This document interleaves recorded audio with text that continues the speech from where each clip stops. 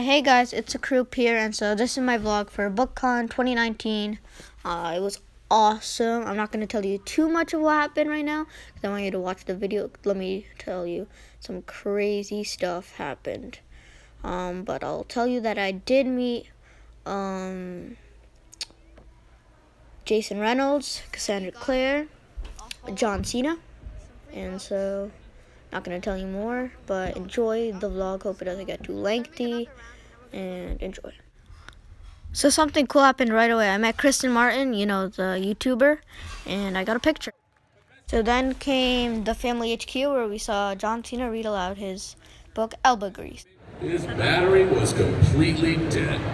Ah, rust buckets. Elbow grease was stuck. For the first time, he wondered if his brothers were right.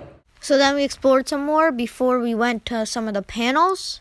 So these are some of those photos.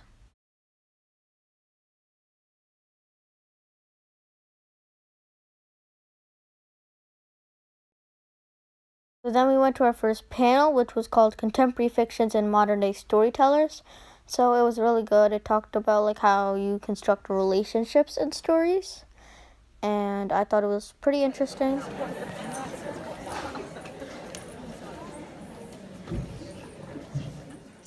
So then we went back to exploring the place, found a place where we wrote messages about John Green's book and just about him in general, so I wrote that. Now we're going to the main stage to see E.L. James. I'm not really a fan of her books. She's a very popular author, so I'll see her and then we will leave. This is also where Jason Reynolds will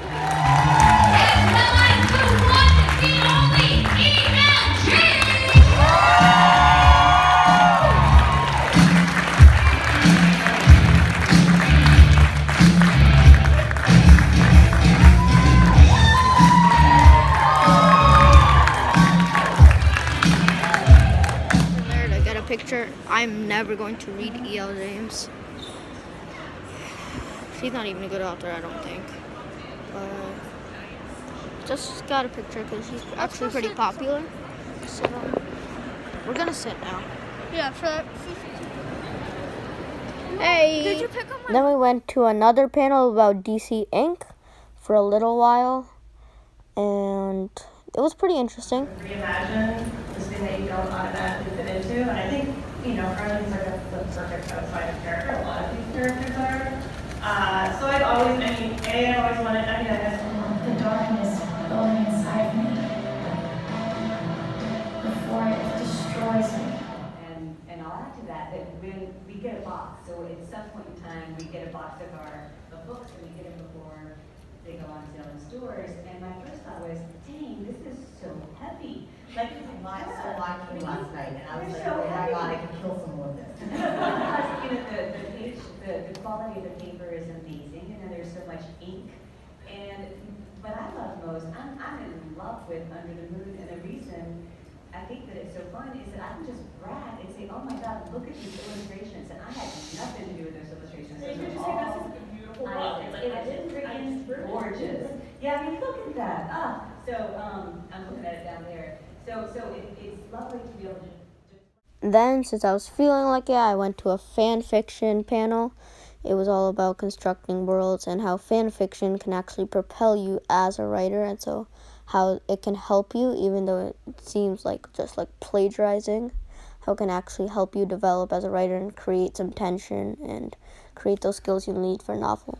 I don't even know if I could call it, it was just very poorly disguised fan fiction because I would change all the names, but it was still like you could read about the giant robots that I was describing, you'd be like, wait a second, those are Gundams.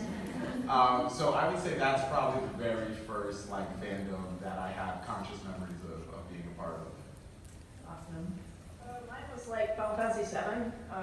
I did not come to the series like early on with like 6 or any of the early ones. I was a late bloomer, and kind of, I remember going into a Blockbuster and like having 2 games in my hand I was going to try out. It was like some Star Wars game that wasn't very good at 7. And if I hadn't rented Final Fantasy VII, I probably wouldn't be sitting here now, because like I played that game, and I played that game, and I played that game, and I was like, wow, that was amazing. And then I got online, this was like 1998 or 99. I was like, wow, people are writing, it's a moment in time, it's like a little slice of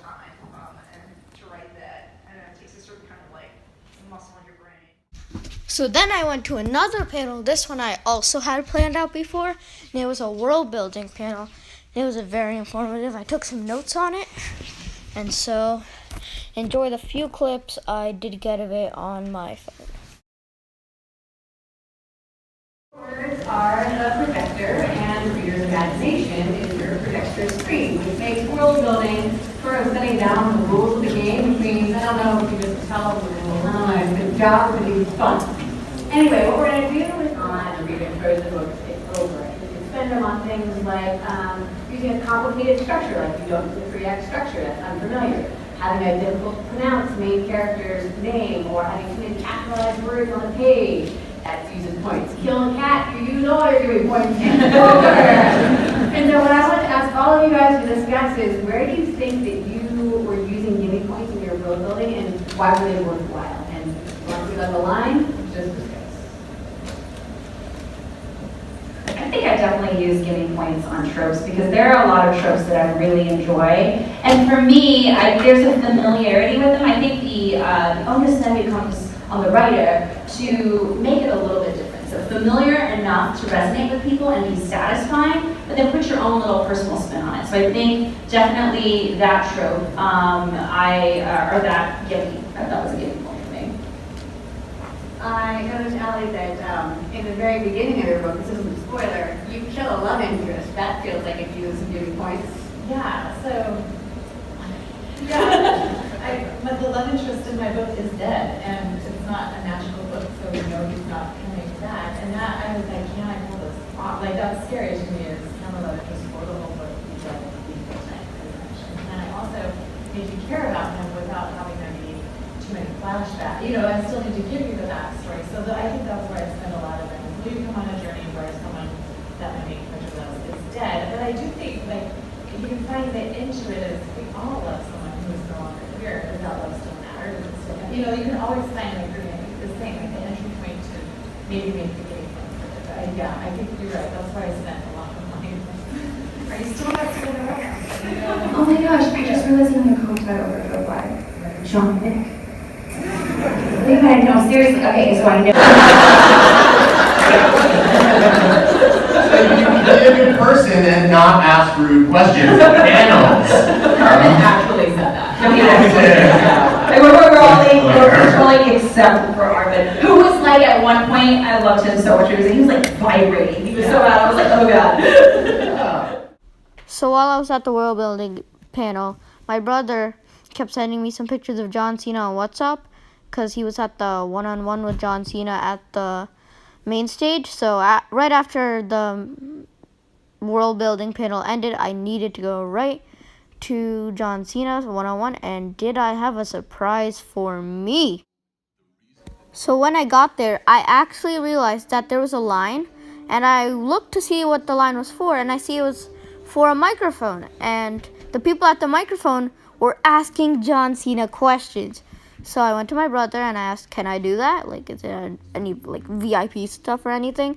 And he said, go! I'm from Pennsylvania, and so I write, so I was really curious when like I heard that John Cena, the wrestling guy, wrote a book. So what was it like when you wrote like that children's book? Now, when you say curious, you're like, John Cena, the wrestling guy, wrote a book. You're like, I'm writing John Cena, the wrestling guy, wrote a book? Either way, it's awesome to be able to write, and a lot of the writing I do, I've been writing for a really long time. I wrote as a poet when I made music for a rap album. I write all of the material that I present to an audience in WWE. That all comes from me. I write it all. I love writing because it's a chance to create a narrative and a chance to create a universe and a chance to create a story. And I can only assume that that's probably why you enjoy writing as well. You get to use your imagination and put the information out there to the reader, and the reader can't just read a text. The reader also has to participate, and they have to use their imagination, and they have to kind of help your words take on their own identity. So it's that magical ability for all of us to use something I think you should never lose, and that's your imagination, and that's why I love to do it so much. Thank you. Yeah.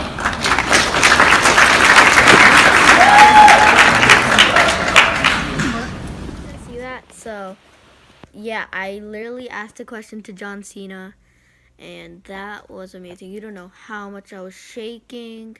You don't know how much I was thinking about the question I was going to ask.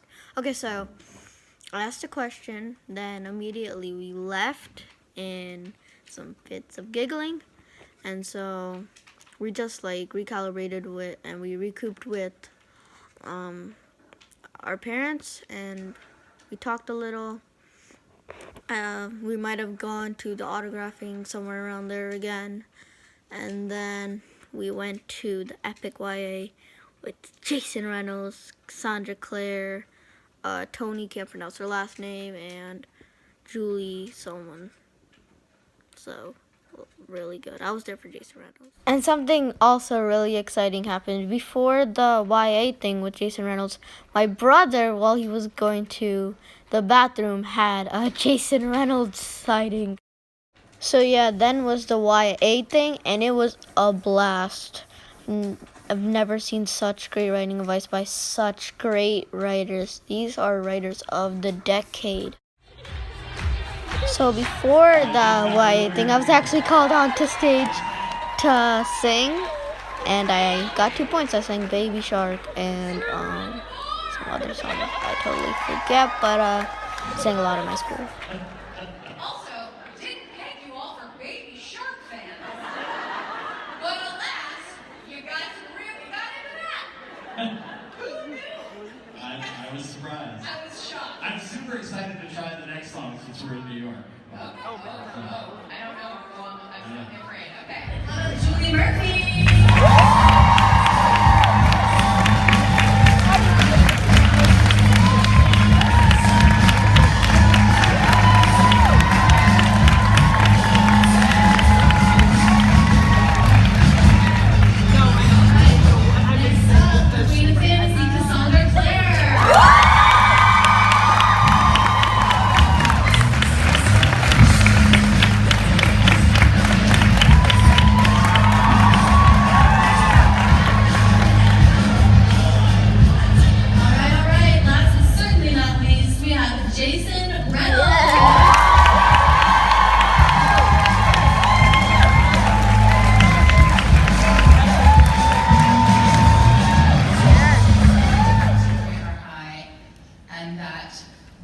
Emotional heft of the story is big.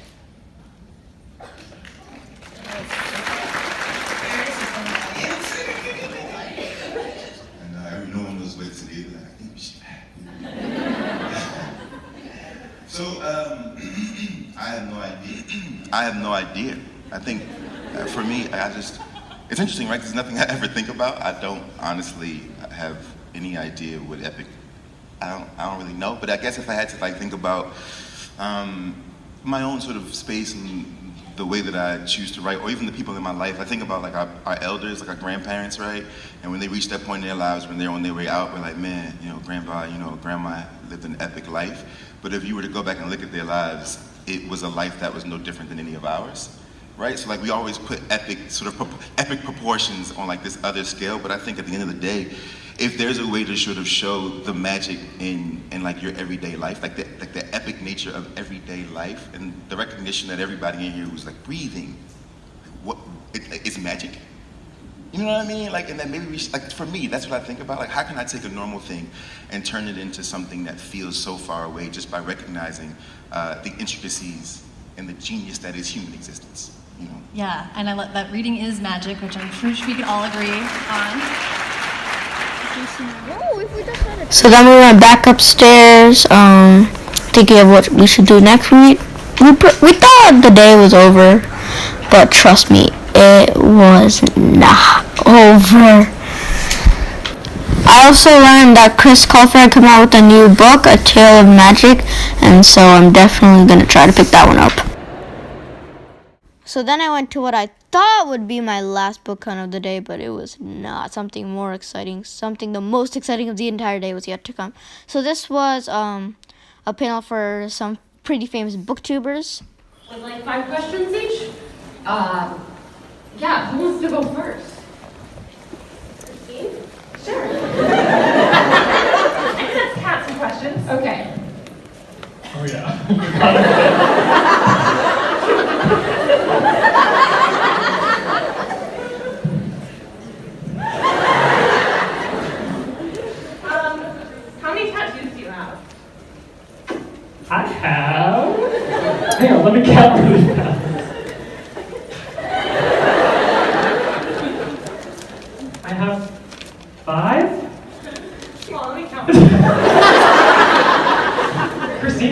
tattoos? Christine doesn't have tattoos. Paradise. It's the weird one. Cool. Nobody knows. Okay, what are your parents' names? Linda and Paul. Oh, good job. I hope I know that. If you had to choose between Edward Cullen and Jace Wayland, who would you choose? Tough decision, but it's not a Jace. You got it right! Harry Potter or Dumbledore? Dumbledore! Yes! Here, Jacob Black or Jason Grace? Jacob Black. Yeah. Okay, and last question. Which Disney live-action adaptation is the worst?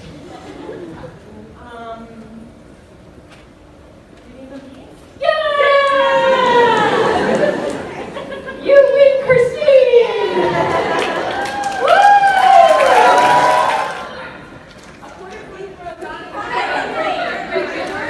Bring that crowd!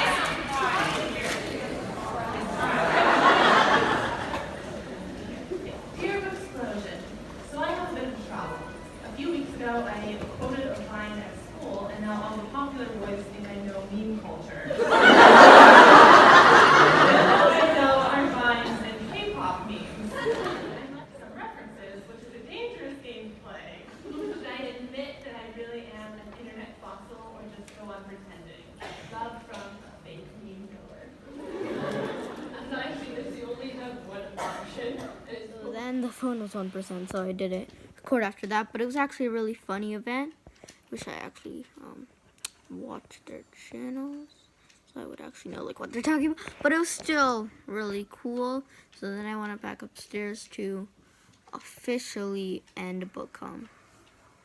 So the thing is, what I really wanted at Bookcon was an autograph from Jason Reynolds. But since we got our tickets the day before Bookcon, you can guess that all the Jason Reynolds autographing tickets were sold out.